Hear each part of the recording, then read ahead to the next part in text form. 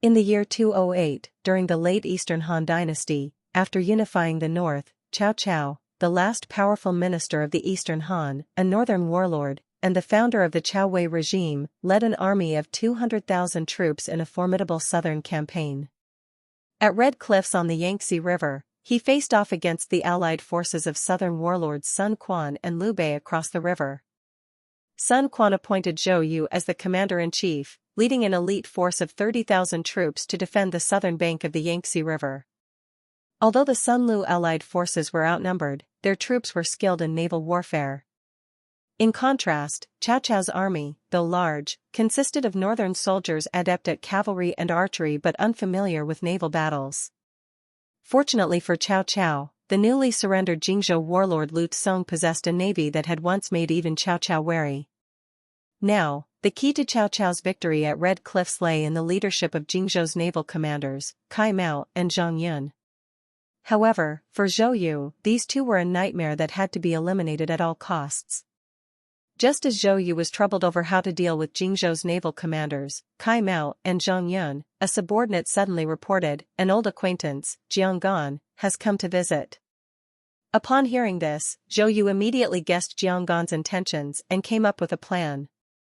He quickly instructed his officers to follow his strategy and then personally led his men out of the tent to welcome Jiang Gan.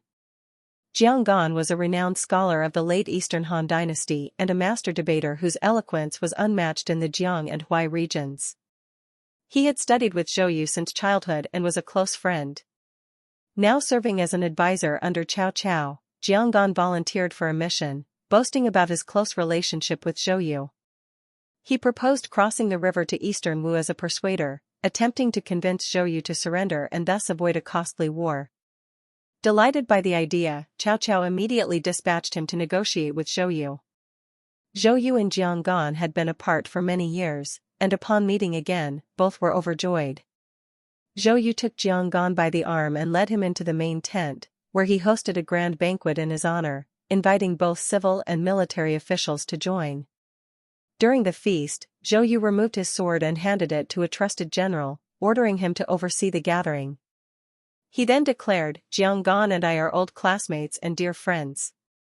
Though he has come from the north, he is not here as Cao Cao's envoy, so there is no need for suspicion. At this banquet, we will only reminisce about our friendship.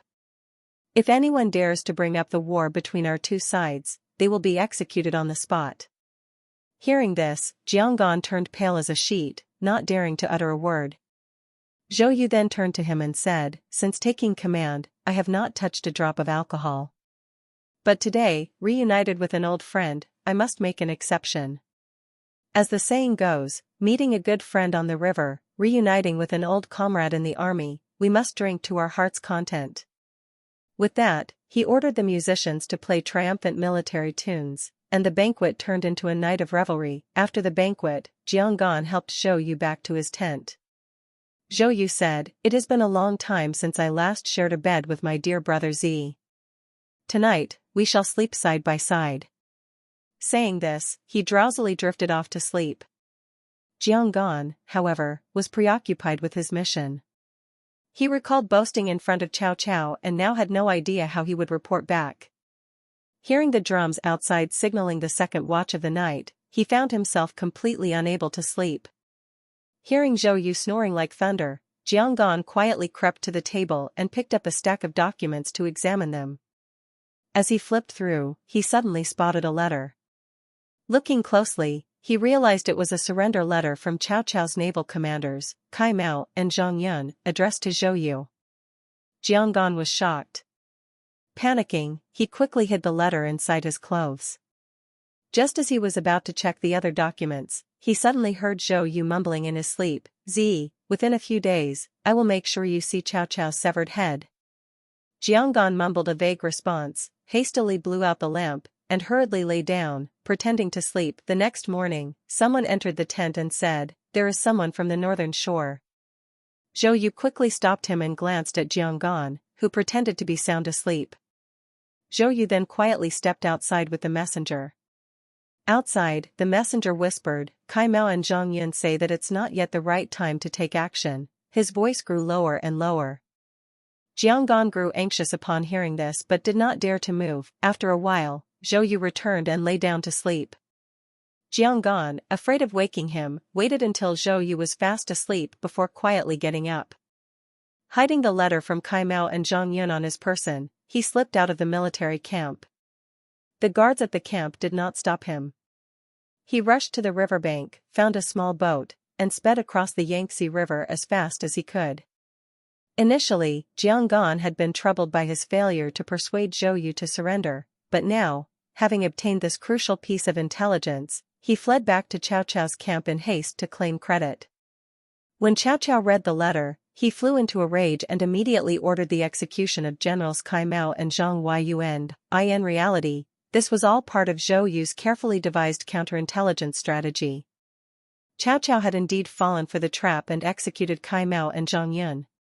By the time Cao Cao realized the deception, it was too late, and he was forced to appoint 2 new naval commanders.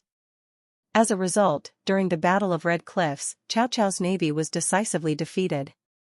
At the Battle of Red Cliffs, Jiang Gan not only failed to fulfill his mission of persuading Zhou Yu to surrender, but he was also used by Zhou Yu to deliver false information to Cao Cao, leading to the wrongful execution of 2 of Cao Cao's most capable generals. This blunder caused Cao Cao's navy to suffer a catastrophic defeat. Jiang Gan thus became a famous fool in the classic Chinese novel romance of the Three Kingdoms.